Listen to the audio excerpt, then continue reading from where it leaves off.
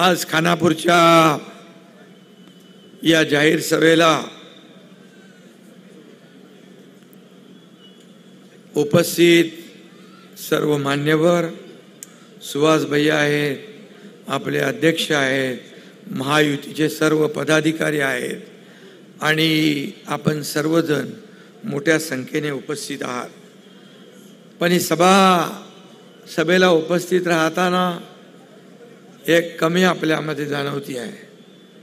आपले सहकारी अनिल बाबर आपल्यामध्ये नाहीत। हे दुःख आणि खंत जी आहे, ही वेदना आहे, मनाला चटका लावून जाणारी घटना आपल्या कुणाच्याही ध्यानीमनी नसताना घडली। मी सातत्याने या मतदारसंघासाठी, या हितासाठी, मतदारसंघाच्या विकासासाठी धडपडणारे स्वर्गीय अनिल बाबरजी यांना मी भावपूर्ण आदरांजली अर्पण करतो, श्रद्धांजली अर्पण करतो आणि त्यांच्या आत्म्यास शांती लाभो हे ईश्वरचरणी प्रार्थना करतो। खरं म्हणजे खानापूर आटपाडी म्हटलं की दुष्काळ आठवायचा, पण इथल्या कित्येक पिढ्यांनी दुष्काळ पाहिलाय आणि कित्येक पिढ्या दुष्काळाने खाल्ल्या आहेत।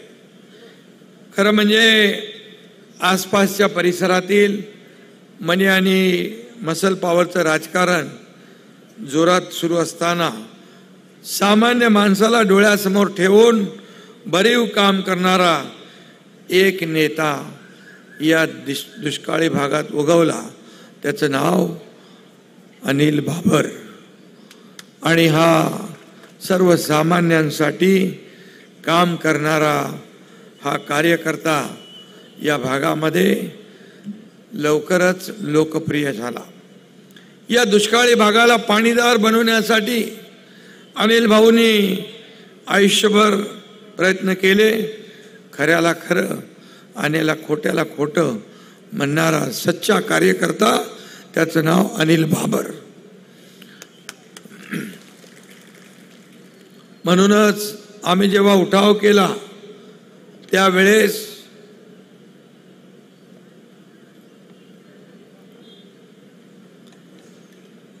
तेव्हा त्यांनी आम्हाला साथ दिली, खांद्याला खांदा लाव माझ्याबरोबर उभे राहिले आणि त्यांनी मला सांगितलं की या ठिकाणी टेंबू योजना झाली पाहिजे, पूर्णत्वास गेली पाहिजे आणि त्यासाठी त्यांनी सर्व राजकारण बाजूला ठेवलं, राजकारण विरहित काम केलं, सर्वांना सोबत घेऊन जाण्याची भूमिका त्यांनी ठेवली, श्रेयवादाची भूमिका बाजूला ठेवली आणि त्यांनी कामाला सुरुवात केली आणि 4 वेळा ते आमदार झाले। 4 वेळा सलग तुम्ही त्यांना आमदार बनवून पाठवलं, त्यासाठी एक आदर्श आमदार तुम्ही निवडला, यासाठी तुमचं मनापासून मी अभिनंदन करतो, मनापासून आपल्याला धन्यवाद देतो। आता सुहास भैयांना आशीर्वाद हीच खरी अनिल भाऊंना श्रद्धांजली ठरेल आणि म्हणून माझी विनंती आहे, हा मतदारसंघ इथल्या समस्यांची चर्चा आणि इथली कामं ऐकतच सुहास बाबर मोठे झाले। त्यांना या मतदारसंघाच्या अडचणी माहीत आहेत, इथले प्रश्न त्यांना माहीत आहे आणि त्याची उत्तरही त्यांना माहीत आहे आणि म्हणून अनिल भाऊंचा जनसेवेचा वारसा आता सुहास पुढे नेता आहे आणि त्यांच्यासोबत त्यांचे बंधू आहेत, त्यांचे मी काय म्हणू, किंग मेकर म्हणू अध्यक्षांना,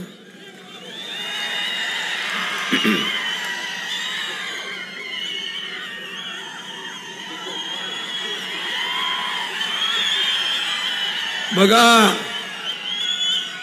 जीवाला जीव देणारा अनिल बाबर यांचा सहकारी, आणि जेव्हा अशी संधी येते तेव्हा ती संधी घेण्याचा प्रयत्न अनेक लोक करतात, पण अनिल बाबर यांच्या पश्चात सुहासच्या मागे खांद्याला खांदा पाठी राखा म्हणून उभा राहिला आपला अध्यक्ष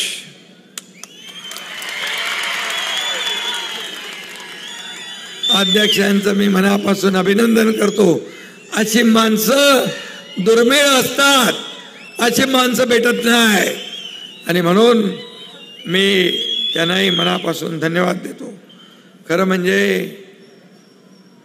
या मगाशी आपण सांगितलं, मी पाहिलं अनिल बाबर यांच्यावर प्रेम करणारा एवढा मोठा वर्ग आहे. फक्त इथं आटपाडी खानापूरमध्ये नाही, पूर्ण महाराष्ट्रामध्ये, पूर्ण देशभरात. मी गुजरातमध्ये गेलो, राजस्थानमध्ये गेलो, तिकडे हे आपले लोक बोले अनिल बाबरचे कार्यकर्ते. आणि एकदा मी जम्मू काश्मीरमध्ये गेलो, लाल चौकात गेलो, तिथं पूर्वी फटाके फुटायचे. फटाके म्हणजे बॉम्ब फुटायचे, बॉम्ब, गोळ्या निघायच्या फटाफट. 370 कलम हटवल्यामुळे आता तिकडे तिरंगा झेंडा फडकतो, तिथं गणपती साजरा होतो. तिथं अनिल बाबरांची माणसं मला मिळाली. कुठं? काश्मीरमध्ये, लाल चौकात.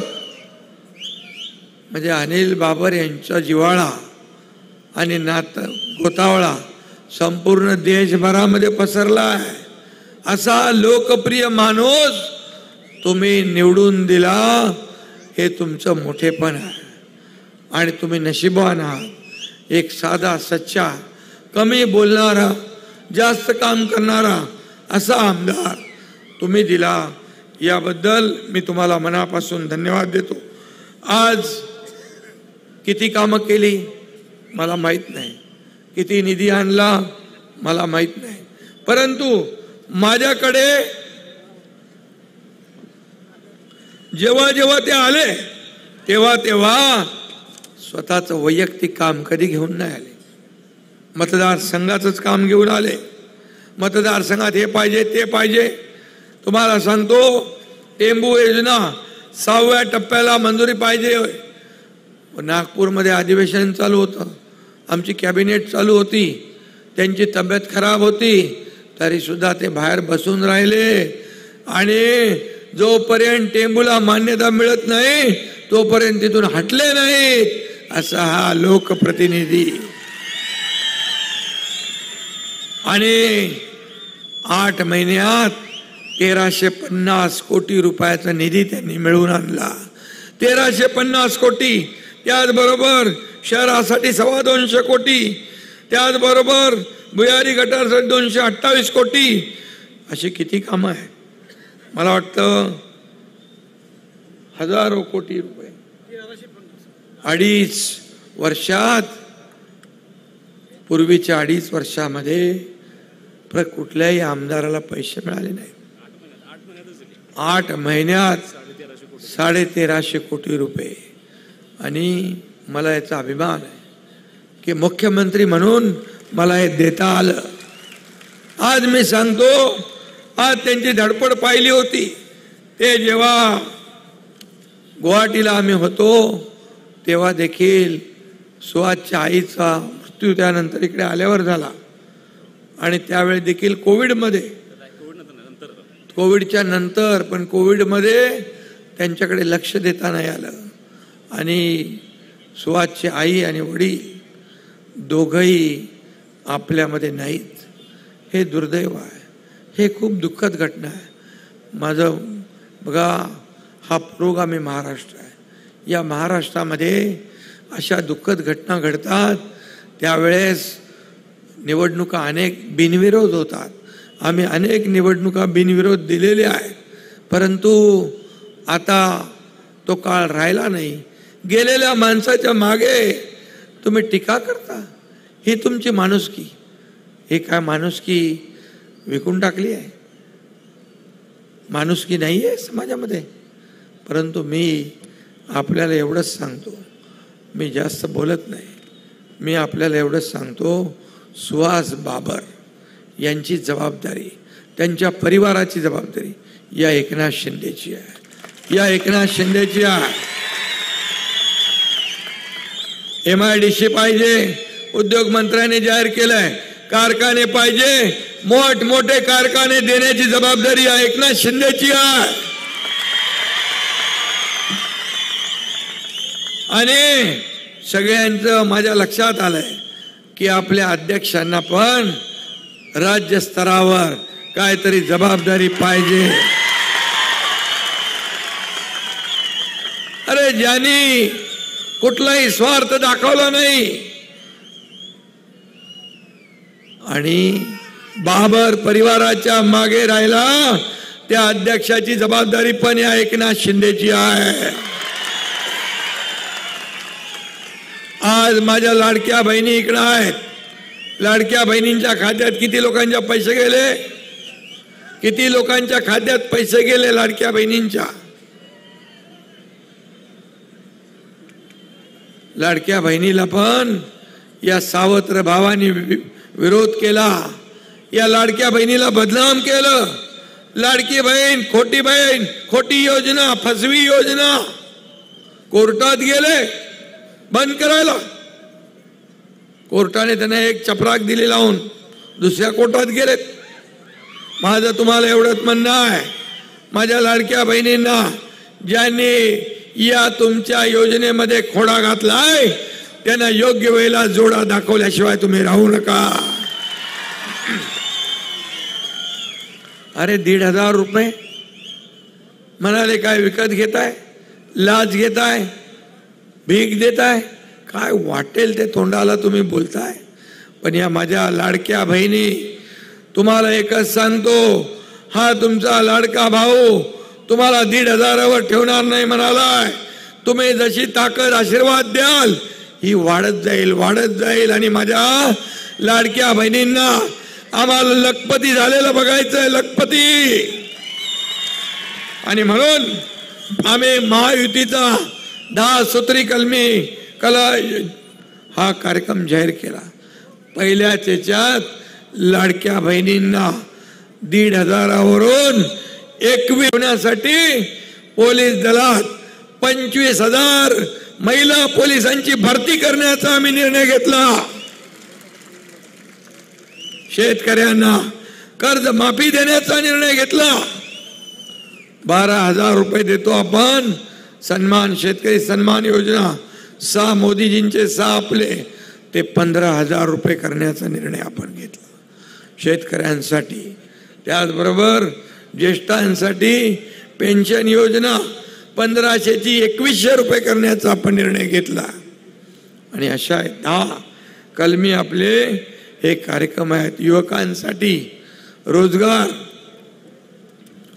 रोजगार देणारी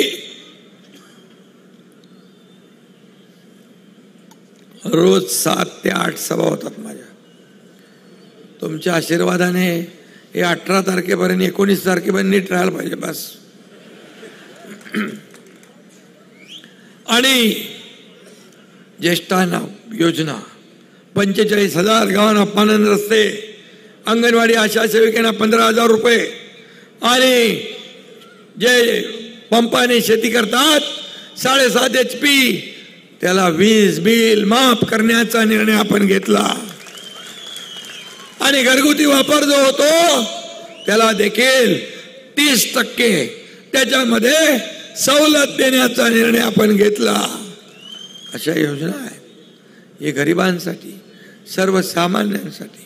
आणि म्हणून मी आपल्याला एवढंच सांगतो की आपण सुहास भैयाच्या मागं उभं राहा. खऱ्या अर्थाने जे अनिल भाऊंनी 4 वेळा काम केलं, 20 वर्ष या मतदारसंघाची सेवा केली. आज त्यांच्या पश्चात व्यासपीठावरही मला अनेक लोकांची ओळख करून दिली. मला समाधान वाटलं की अनेक पक्षाचे लोक या ठिकाणी सुहास भैयाच्या मागं उभे राहिले. ही चांगली बाब आहे. परंतु जे टीका करतायत त्यांना मी सांगू इच्छितो, अनिल बाबर यांचं नाव गद्दारांच्या यादीत लिहिलं जाणार नाही, खुद्दारांच्या यादीत लिहिलं जाईल. टेंबू योजनेला त्यांचं नाव दिलंय, त्यांच्या इतिहासामध्ये अमर होईल. आणि शिवसेना वाचवण्याचं, धनुष्यबाण वाचवण्याचं काम या एकनाथ शिंदेने केलंय. ते देखील इतिहासात अमर होईल आणि त्याच्यात देखील अनिल बाबर यांचं नाव सगळ्यात वरच्या क्रमांकावर असेल.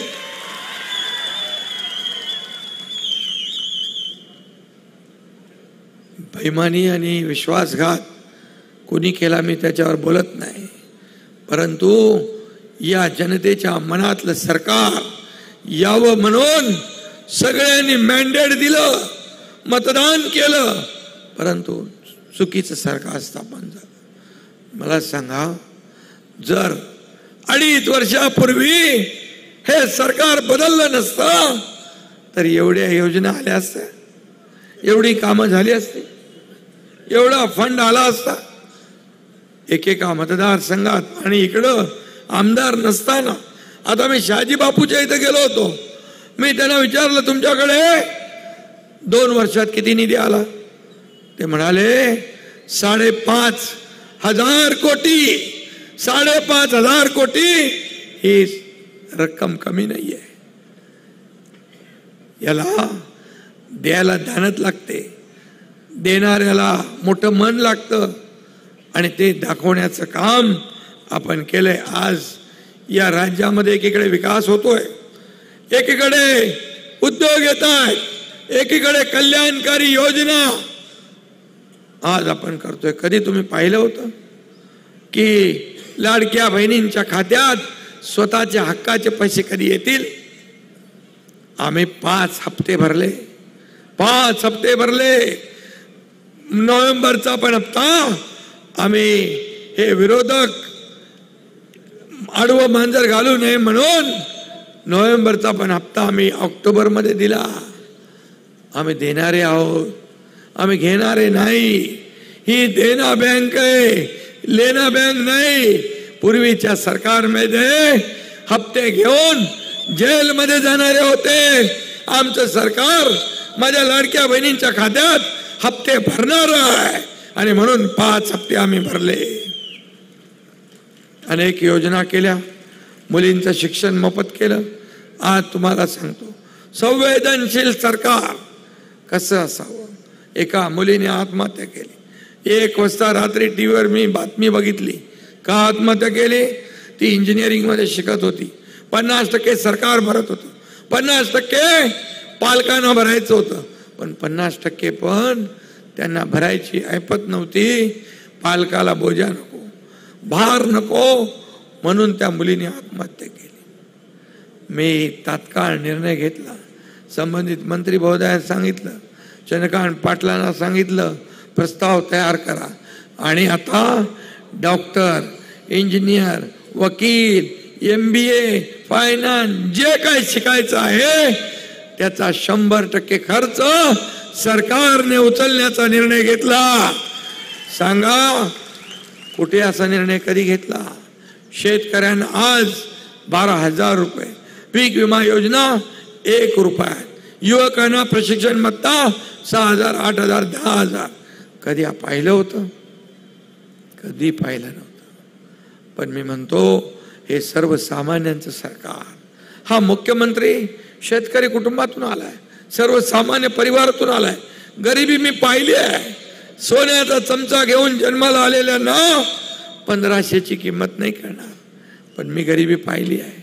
मी गरिबी पाहिली आहे.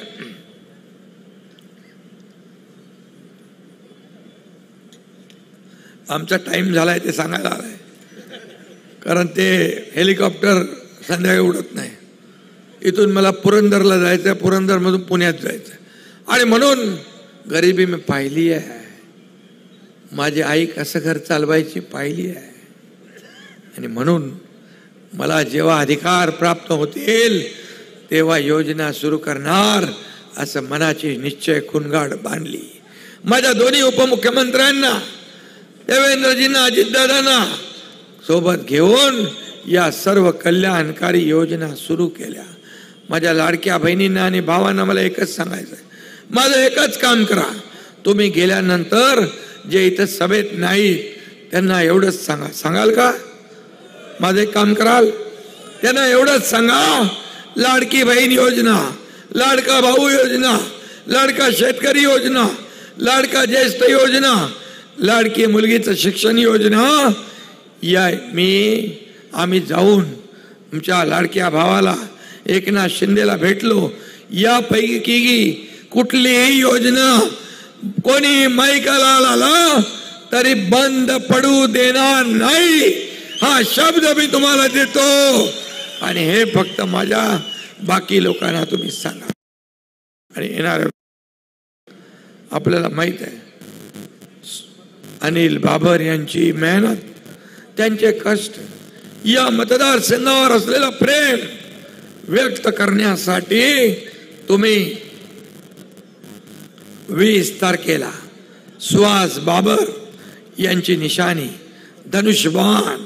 धनुष्यबाणासमोरचं बटन दाबून सुहास बाबर यांना विजय करा.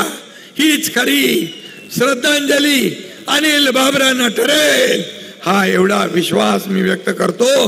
आणि 23 तारखेला विजय उत्सव आणि सुहास बाबर यांचा विजय आणि अनिल बाबर यांना श्रद्धांजली व्हायला हा एकनाथ शिंदे तुमच्या या मतदारसंघामध्ये आल्याशिवाय राहणार नाही, हा शब्द देतो.